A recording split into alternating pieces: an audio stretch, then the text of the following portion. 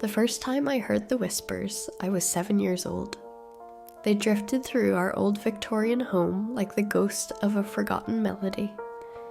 My mother insisted it was just the wind playing tricks on my imagination, but I knew better. The whispers were real, and they spoke to me. It was a rainy afternoon when I first noticed them. I was playing with my wooden dolls on the faded Persian rug in the hallway. The house creaked and groaned under the weight of the storm, its old bones protesting the onslaught of rain and wind. That's when I heard it. A soft, almost imperceptible murmur, like the rustling of leaves in a gentle breeze. I paused, my hand frozen mid-air as I strained to catch the words. They were faint and fragmented, but unmistakably human. I glanced around, expecting to see someone standing nearby, but the hallway was empty. "Who's there?" I called out, my voice trembling slightly. The whispers ceased abruptly, and the silence that followed was almost deafening. I waited, my heart pounding in my chest, but there was no response. After what felt like an eternity, I shook my head and returned to my dolls, convincing myself that it was just my imagination. But the whispers came back. Over the years, they grew louder and more persistent, until they became an almost constant presence in my life. They seemed to follow me wherever I went, in the hallways, in the attic, even in my dreams. The words were always just out of reach, like a forgotten memory lurking at the edge of my consciousness.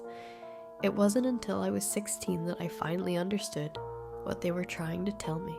It was the summer before my senior year of high school when my curiosity got the better of me.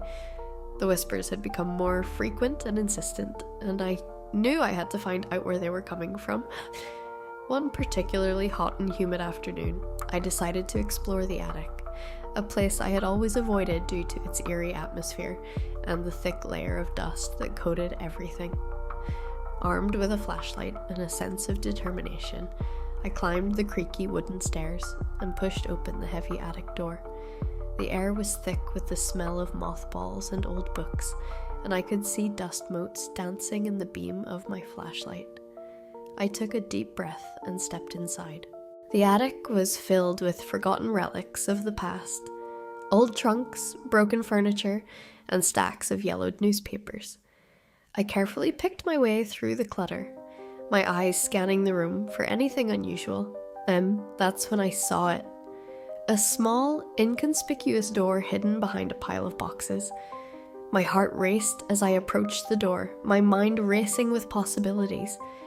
I reached out and touched the doorknob, half expecting it to be locked, but to my surprise, it turned easily in my hand. I pushed the door open and stepped inside. The room was small and dark, with only a single, dusty window to let in the light. In the center of the room was an old wooden chest, its surface covered in intricate carvings. I knelt down and ran my fingers over the patterns, feeling a strange sense of familiarity. As I opened the chest, the whispers grew louder, filling the room with their incessant murmur. Inside the chest, I found a collection of old letters and photographs, some dating back over a century. I carefully picked up one of the letters and unfolded it, my eyes scanning the faded handwriting. The letter was addressed to my great-grandmother, Eleanor, and it spoke of a secret that had been kept hidden for generations. As I read, the whispers seemed to coalesce into a single, clear voice, Eleanor's voice guiding me through the past. She spoke of a love affair that had been forbidden, a child born out of wedlock, and a family torn apart by scandal. The chest contained the evidence of this hidden history, letters, photographs, and even a small, delicate locket with a faded picture inside. Tears filled my eyes as I realized the significance of what I had found. The whispers had been trying to tell me the story of my ancestors, a story that had been buried and forgotten. I felt a deep sense of connection to Eleanor, as if her spirit had been guiding me all along. I spent the rest of the summer piecing together the fragments of the past, uncovering the truth about my family's history. The more I learned, the more I understood the significance of the whispers. They were not just voices from the past, they were a reminder of the resilience and strength that ran through my bloodline. The experience changed me in ways I could never have imagined. I felt a newfound sense of purpose and a deeper understanding of who I was and where I came from. The whispers had given me a gift, the gift of knowledge and the power to honor my ancestors by keeping their memory alive. As I stood in the attic, surrounded by the remnants of the past, I made a promise to Eleanor and to myself. I would never forget the lessons I had learned, and I would pass on the stories of my family to future generations. The whispers of the forgotten would never be silenced again. Years have passed since that summer, and the whispers have faded into the background of my life. I no longer hear them as often, but I know they are still there, a comforting presence that reminds me of where I come from. I've made it my mission to preserve my family's history and to share the stories of those who came before me. I've written a book about Eleanor's life, and I've started a genealogy project to trace my family's roots even further back in time. Through my work, I've connected with distant relatives and uncovered even more hidden stories.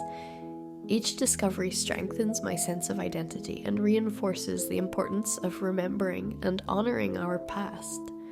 I've also found a new sense of peace and fulfillment in my own life. The whispers taught me to listen to my inner voice and to trust my instincts. It showed me the power of resilience and the importance of staying true to myself, no matter what challenges I face. As I stand in the attic once more, now a place of warmth and light rather than shadows and secrets, I feel a deep sense of gratitude. The whispers of the forgotten have given me a gift that I will cherish for the rest of my life, the gift of knowing who I am and where I come from. And so, the story continues, a tapestry woven from the threads of the past and the present. The whispers may have faded, but their legacy lives on, a testament to the enduring power of memory and the strength of the human spirit.